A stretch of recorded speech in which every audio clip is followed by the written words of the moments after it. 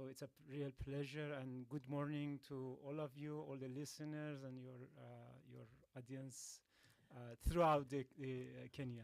And It's my pleasure. throughout the world, Oh, because we're oh, also live on it's our live. website. Yeah, Very yeah, good. yeah. Yeah. So So it's great to to have you here. everybody around the world, Absolutely, all the absolutely. ladies and gentlemen. And the gentleman, absolutely. Yeah. Listen, Ambassador. First and foremost, we're about to delve into, start off with Iran and Kenya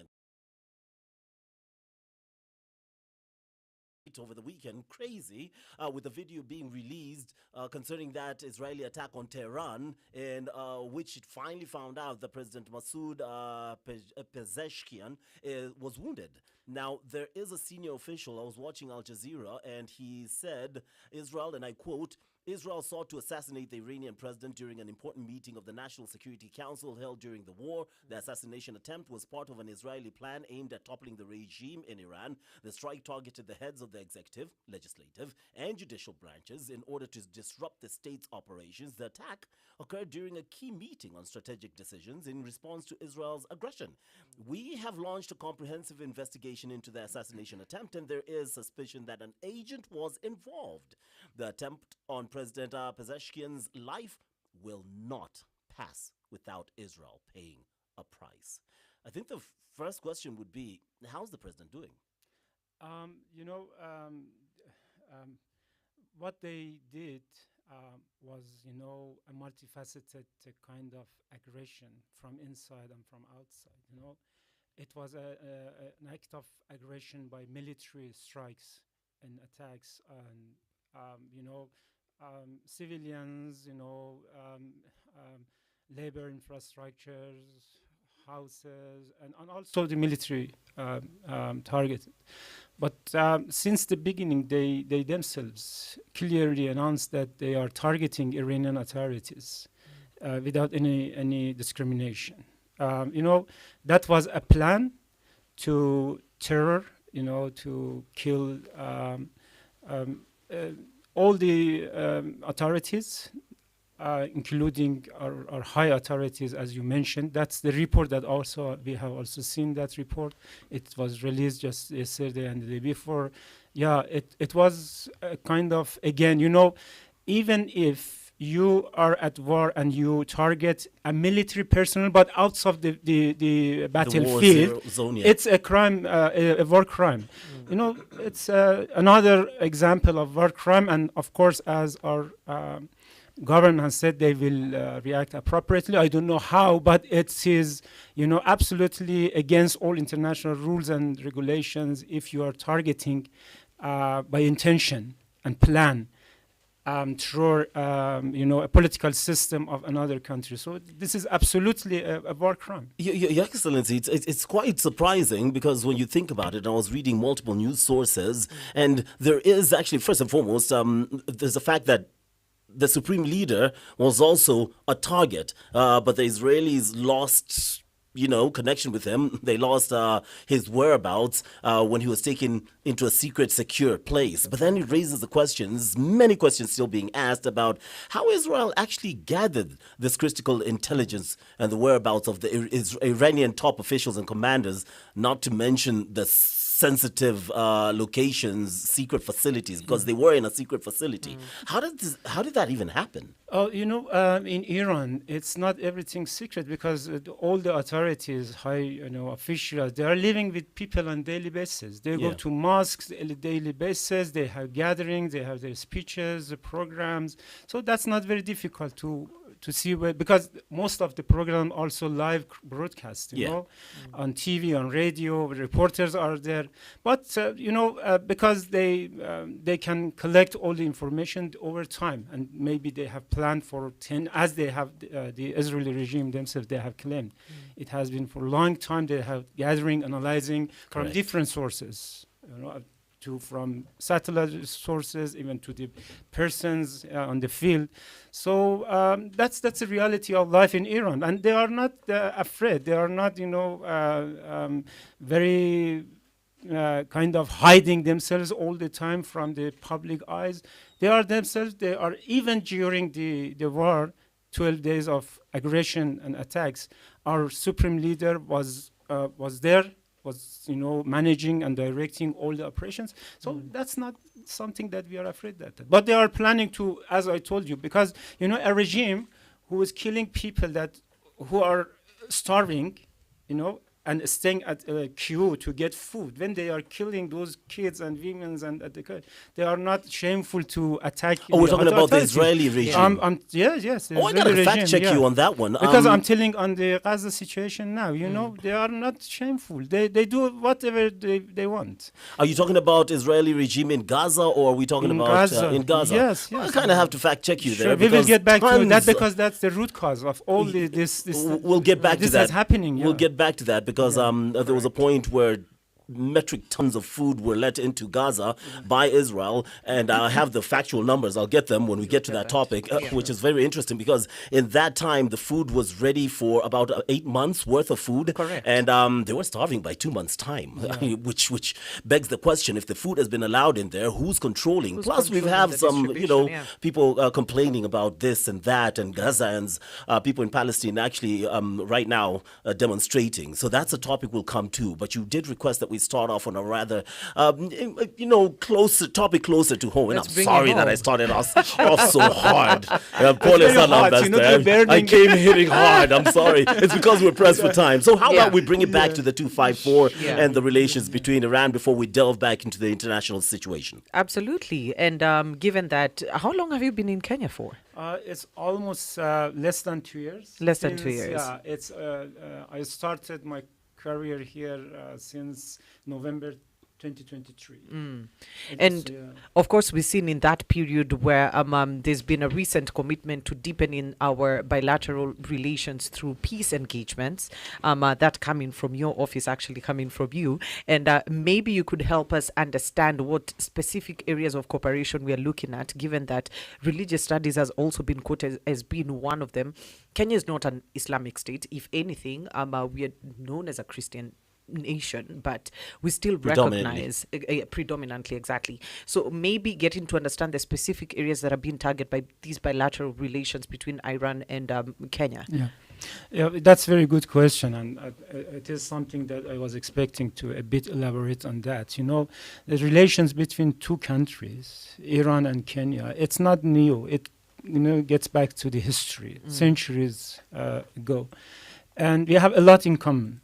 Historically speaking, we have a lot of traces of Iranian presence in the coastlines, in the Kenya, in that region.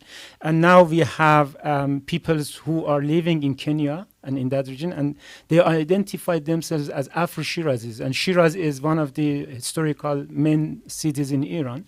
And they are people who, commuted from our country, Iran, to Kenya at that time, and they themselves identify themselves, they are Iranian and they are Kenyans, So, and in your language, in Kiswahili, we have too many Persian words. They are opted and borrowed from my language, Persian. Yeah. We do have a lot. And that's something, but culturally and religiously speaking, Islam and Christianity, they are the same like kind of creeds and beliefs, but the essence of both religion are peace and tranquility. Even the name of Islam is originating, the meaning is tranquility, is peace, Correct. living in coexistence and friendship together. And I do believe that this is the same in Christianity. So the two culture of the religious culture, when they are interacting, they need to sit together to find all the areas for collaboration, cooperation, and put all the efforts together for bringing a more prosperous, better situation for life for the people. It doesn't matter if you are Muslim or Christian. That's the main reason. Yeah. Interestingly, the relations between Kenya and Iran have been fluctuating. Yeah. Long periods of silence, then we come back and there's something happening. So maybe just to get to an understanding of why those fluctuations happen, why the silence happens. Trade, for example, would be a very big pillar, given that Persian history in these countries actually rooted in trade that found its way to our coast. Now we are at a place where we're talking about peace, and trade is not may be one of the key factors that we're looking Sure. at. That's something that actually we are trying to expand the trade and investment relations between two countries. The level of the trade between two countries is absolutely not something that we are expecting. It's much less than the capacities that are there from both countries. We have many cultural products that are producing in Kenya, and in Iran the market is demanding for those supplies. And also from Iran also there are many products, petrochemicals, industrial and oil and gas, many other products are those goods and products that we can export to the market, not only to Kenya, but also from Kenya to Kenya and from Kenya to other countries in the region. Unfortunately, because both countries are developing countries from global south, and their economies are not that much complementary to each other. Sometimes, when you are exporting the same goods, it comes to the notion of competitions and rivalism. But throughout the years, we have tried to find all those grants for bringing up the level of trade. Fortunately, and this is very good news, that Iran is the main consumer market for Kenyan tea and coffee as well. I can say that Iran is the third or the fourth or the third main importer of tea from Kenya. And Kenyan tea is well known because of the taste, the quality, and everything. It's well known in Iran. And the consumption is mainly is orienting to, people prefer to use and consume Kenyan tea. But there are also other products that we can work on that, fresh meat that we export now from Iran. Well, of course, it was affected and impacted negatively by the aggression against my country by the Zionist regime of Israel and U.S. And, when the cargoes and transportation stops, you cannot export. Yeah. Of course, it will have a negative impact of the exporters on the business sector for meat. I hope that we can resume very soon if the situation allows us to export again meat. And also there are some challenges in regards to tea trade between the countries. We are working hardly and closely with the government to sort out everything in that regard, and again to expand, not only to start again and expand the export from Kenya to Iran. There are other areas for cooperation in terms of knowledge-based companies and startups. We have an office here. We called it iHeat in Kenya. It's Iranian House of Innovation and Technology. And that's a very secure office, by the way. We do have, and the purpose is to provide all the services to Kenyan, startups and companies, and put in place the channels for interactions and collaboration in order to share the knowledge between countries. Iran is very strong in knowledge-based companies. We have more than 10,000 knowledge-based, more than 10,000. The number is very huge and amazing. So there are a lot that we can share and contribute to the startups in Kenya in terms of technology and science and knowledge. So that, and also another areas are health sector, which Iran is very strong. And health sector in Kenya is sometimes on and off, on up and down. Yeah. And this is something that Iranian sectors in terms of the medicine and also the equipment, hospital equipment, can provide with cheap and very reasonable prices, very competitive. We have started already. We have very good relations with the Kenyan government and all this private sector in order to provide that grant for export and cooperation.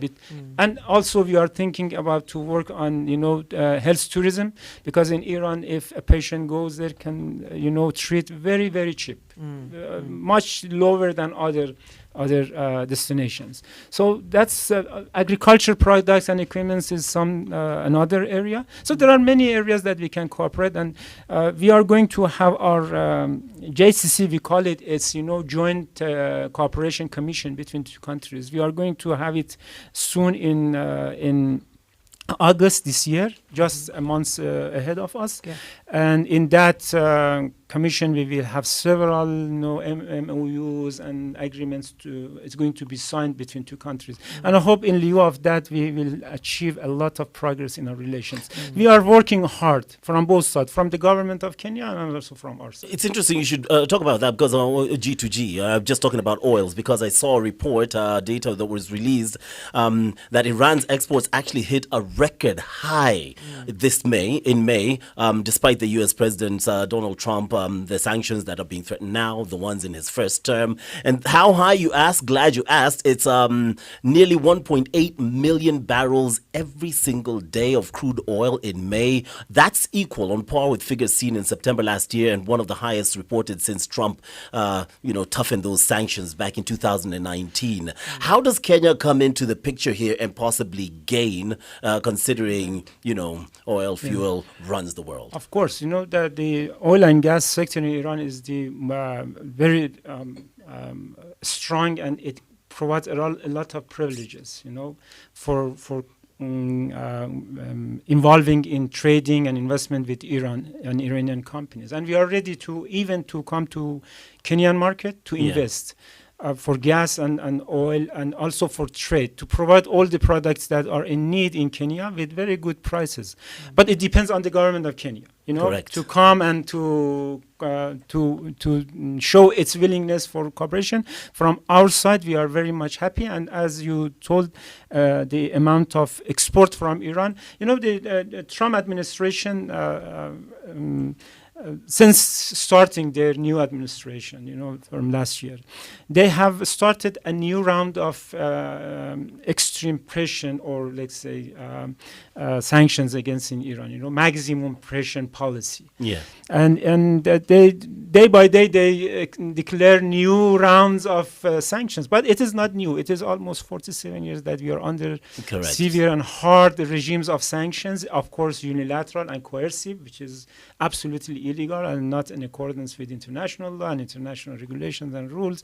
So it is unilateral and coercive, but many other countries are following and abiding with those sanctions that preventing the expansion of relations between two countries. And I hope that the government of Kenya to be enough smart, which is we are supposing that they are, to see what is in benefit of their people and their government, Yeah. because there are many other areas that even are not under the sanctions by the U.S. Sanctions regime. They are out of sanctions. For example, in agriculture, in health, in humanitarian, in food. But there are many branches of science, as I told you, the startups. But we need to be willing, and demonstrating unwillingness and start cooperation. We are ready, absolutely. We are working on that, and to see what would be the results. We're about to go into sports, but before we do, it would be shameful of us not to ask this, considering we have an ambassador from another country who's here in Kenya, who understands what's happening in this country. You've been following the news. You've seen how the people are clearly up against the political class. It seems that that's the situation. The president under a host of pressure, a lot of protests and demonstrations happening, and a lot of deaths being caused of the youth. What are your thoughts on how this government of Kenya has handled protests? First of all, we wish that the government of Kenya could respond to the need and to the wants of its people. But it's in the hands of the government and the people. It's absolutely a domestic issue. Yes. But what is relating to us, and we can say, is that we are ready to put our grant for cooperation to serve the interests and the demands. To provide in some areas, the goods and products that the people are in need in Kenya, including, for example, starting investments, and under that process we can create jobs, we can bring opportunities for people to make money, and also there are many products, Iranian products, that our companies are ready to come and to establish their, all their investment here and production line. And it can be a kind of platform for producing, targeting the domestic market, Yeah. and also targeting the market outside in the region.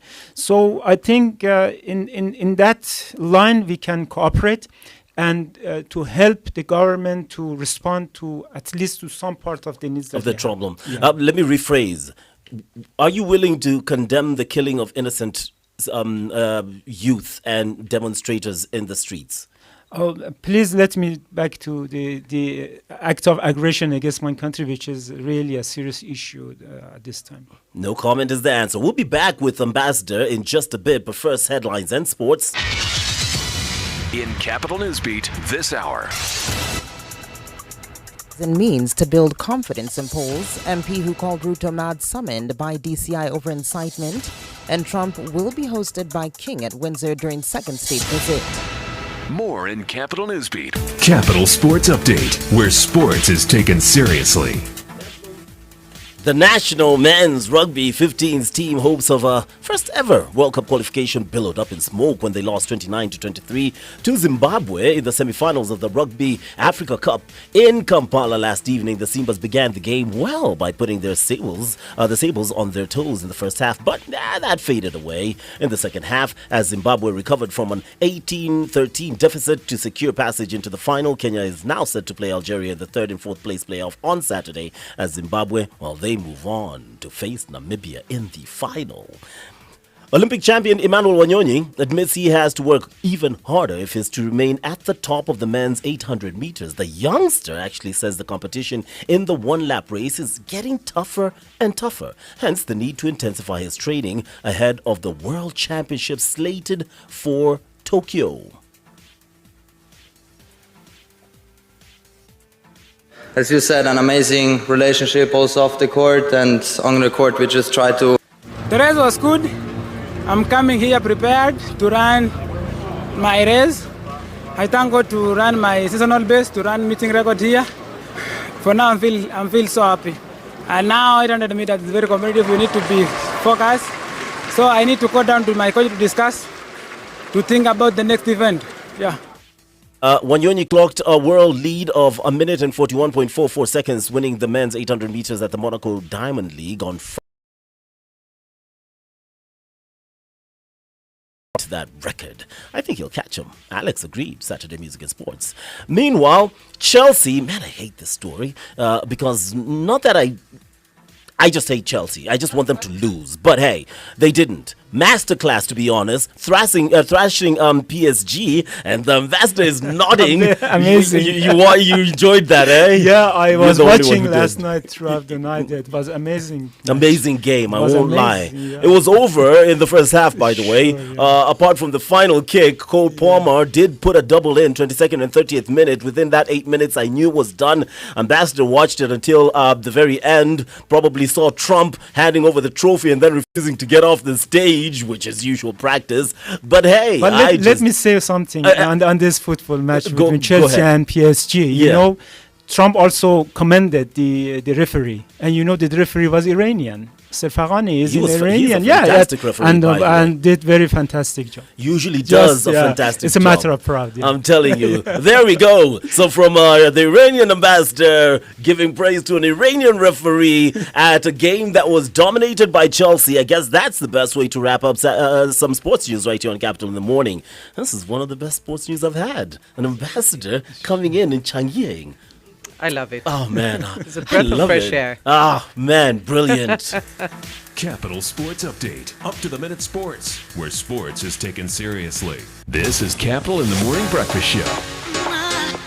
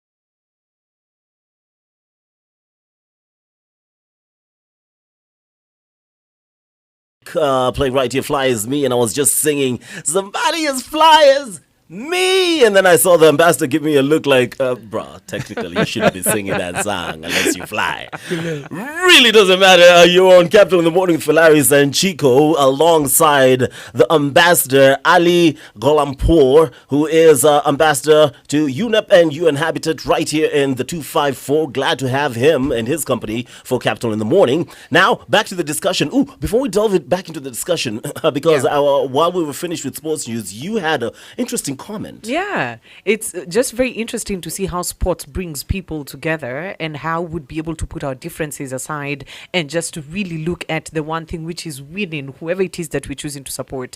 Sports always unites people. Absolutely. Wherever you come from, your country is doing something. Something in sports has to be working for you. For Iran, very interesting. Quite a busy weekend because they started off with Iran beating Indonesia at the 2025 Asian Under-16 Volleyball Championships. Inter Milan, by the way, are targeting for about 8 to 10 million euros.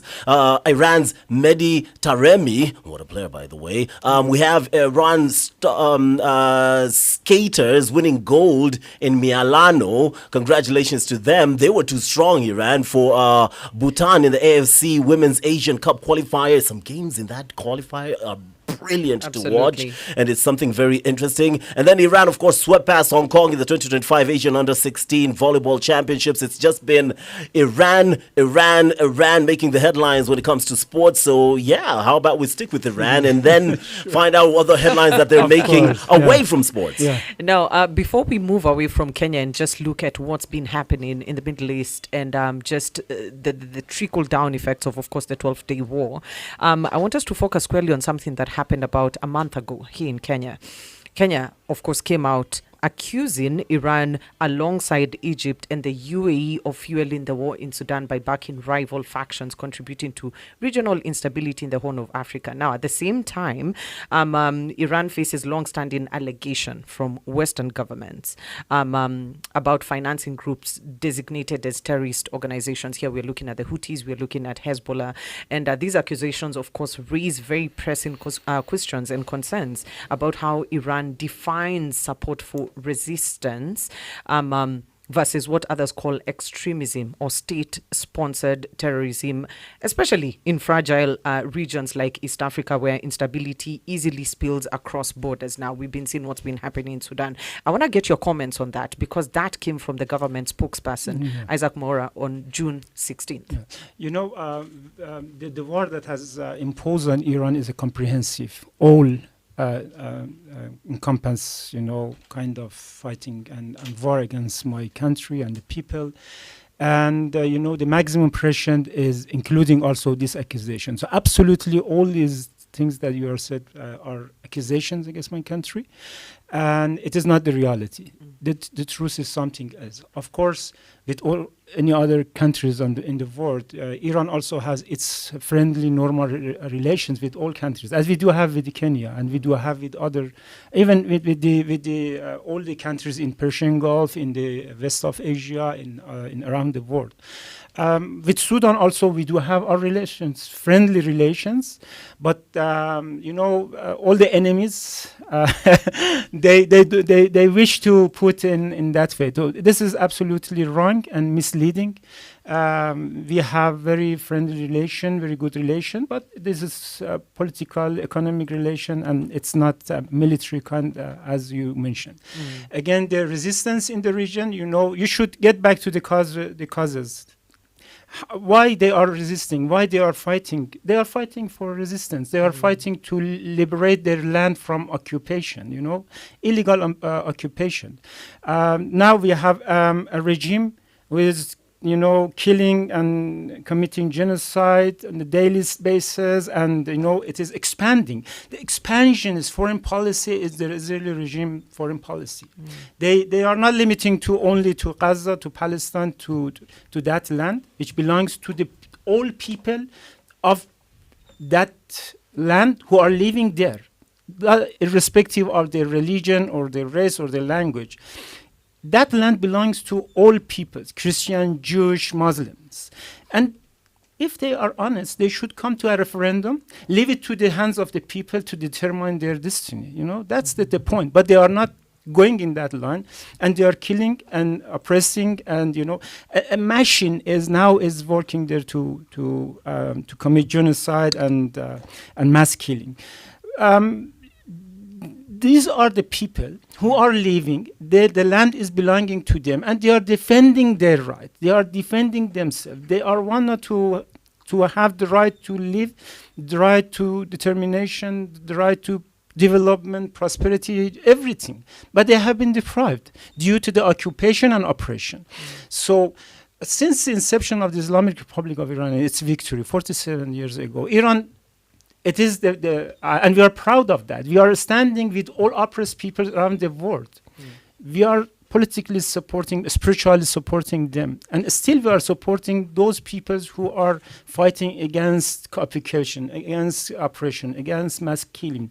So that's the enmity comes from that sense, But this is something that I can say. They have the right, absolutely. All those people that you mentioned in Lebanon, in Yemen, everywhere. Even in Kenya. Even in Kenya, they have the right to fight for their self-determination. But it's in their hand how to deal with that. Am I allowed if we label it with foreign influence, we will be misleading, and we are not taking the right side of the truth. Past these allegations that came last month, where does that leave Kenya and Iran diplomatically?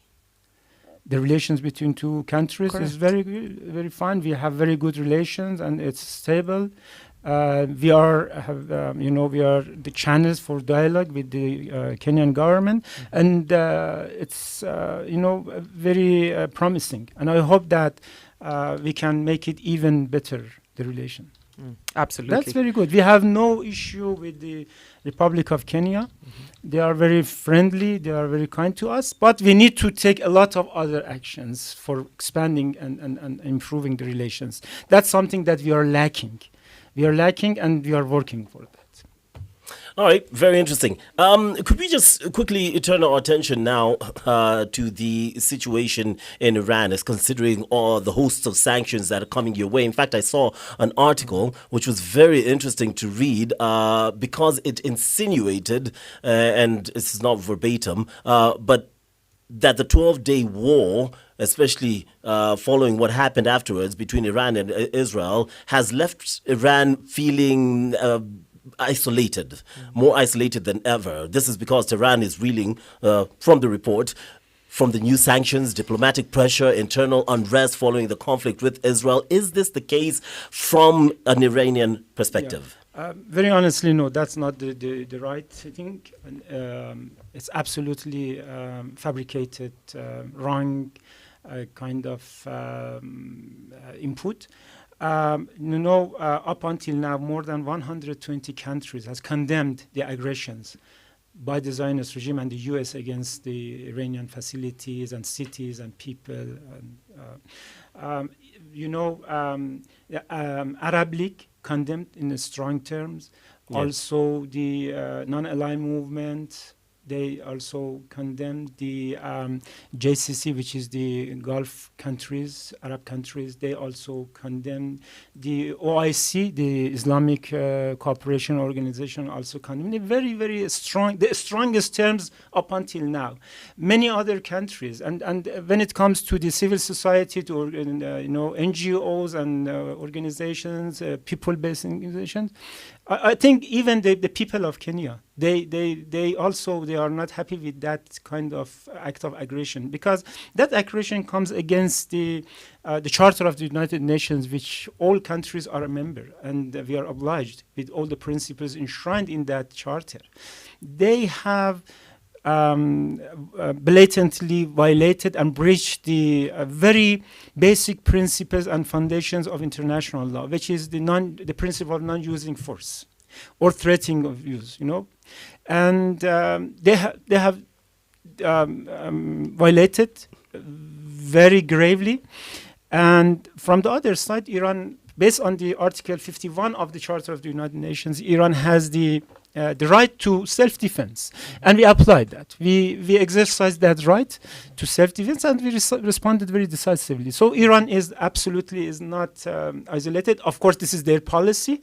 all the sanctions policy is in that direction to isolate and weaken the country. But Iran is very strong, big country, very old civilization and the people. And we are standing on our feet, and they cannot bring us to the knee. This is their plan, but they failed. They failed from all this aspect to bring to the knee, to collapse the system, to change the regime. It was their plan, but they failed. They couldn't get. Of course, we were impacted by the results of the attacks. We lost almost 1,100 military and civilians.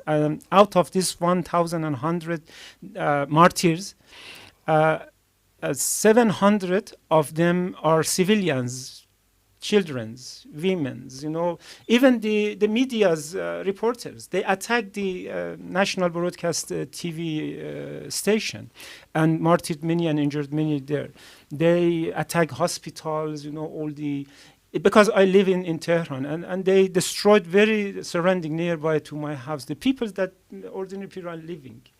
And that's all the war crimes, because they are not discriminatory, they are not necessitated, they're not proportionate, and they don't respect the right of the people, all the obligations that are under the Geneva 4 protocols, and that's the humanitarian law. And when it comes to international law, they breached and violated. Of course, they attacked the UN Charter, they attacked the statute of the IAEA, International Atomic Energy Agency. They didn't observe all the resolutions by the Assembly of the IAEA in terms of preventing the attack on nuclear peaceful facilities that are under a safeguard by the IAEA. Because at that time, what happened? At that time, it was absolutely an unprovoked aggression, because we are in the middle of negotiation. We had 5 rounds of negotiation, and the 6th was planned for the day after that they attacked on Sunday. They attacked on Friday. Sunday was planned and scheduled for the new rounds of the discussions. Yes. And they always they try to divert the attention from the situation in Gaza. They people on the daily basis. Let's talk about that. And that's very tragic. That's something that's happening by a regime that its prime minister, under the verdict of the ICC, International Criminal Court, and ICJ, International Court of Justice, for the genocide and the war crimes. And now they are atomic regime. They have nuclear warheads, And the U.S. also is a member of the Security Council. They are an atomic country, a superpower. They are attacking a country who is in the non-proliferation regime under the unprecedented historical inspections.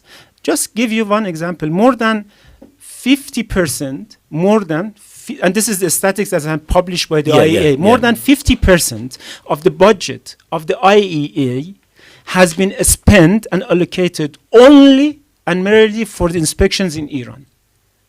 How you can imagine that? That's actually unbelievable. And then you say that these facilities that are under the inspections on a daily basis, cameras are surveilling, people are there, your inspections are reporting. Then you say that this is a threat. It is absolutely against all the rules and principles, and nobody can believe it. I agree with you, Ambassador, on that one. That is actually a stunning bit of statistics. Kind of reminds me about the UN that you've just mentioned, and how they have thrown sanctions at one country more than any other country, yet that's a country that could say the same thing Iran is saying. Israel can turn around and say, why are you guys always attacking us? So while I agree with you, I also agree with that concern, because these organizations seem like they're run by human beings, so they'll lean on one side, which is understandable. Here's the thing that I love that you brought up. Snap, I had it in my mind. You said Iran is right and has a right to defend itself. Sure, of course. Absolutely. No discussion. Every nation has a right to defend itself once attacked. Why doesn't that apply to Israel in the whole October 7th situation? Oh, because you should get back to the causes. When you created the biggest open sky prison in the world, and you are under the verdicts by the ICC, International Criminal Court, for genocide, and also by the ICJ, International Court of Justice, for war crimes. You don't have any right to accuse others for and say that, okay, this is my right to kill and continue to killing because I want to stay in power. This is something that the President Clinton said it.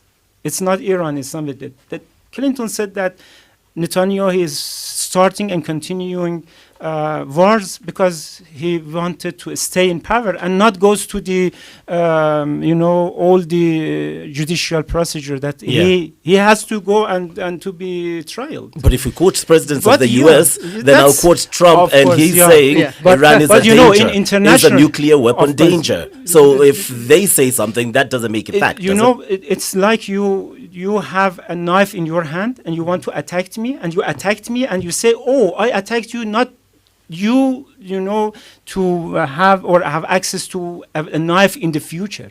It's meaningless. In legally speaking, international, and this is agreed and consensus by all international law experts, and it is in the text, in all the conventions, all the agreements and principles. The preventive defense or the preventive attack, as they say, or anticipatory attacks, has no place in international law because it's just subjective. Anybody, any country can come and say, okay, for example, I can say here, Kenya is my enemy, and I have the right to attack it. Does it make sense? But the only exception in international law is the right to self-defense. And for that self-defense, you need tools. How you want to defend yourself? If I get all the tools for Do you think October 7th was justified? October 7th was justified because it's a matter of oppression and killing on a daily basis. It is something that international law, especially the Security Council, should, because this is the responsibility of the Security Council, to get involved and resolve that issue, because it's about the people of Palestine. Grandfathers, mothers, Sure. children, Yeah. a whole village, kibbutz, attacked, people murdered in their house, people taken But it as doesn't give hostages for any- over 400 days, and plus some more still missing. You believe that attack, forget everything else that has happened before and prior, you believe that incident is justified? Let me talk Your about, Excellency. on behalf of myself, of my country. Yes. You should go and ask themselves. This is absolutely their right, because they are fighting for their rights for living. They want to live.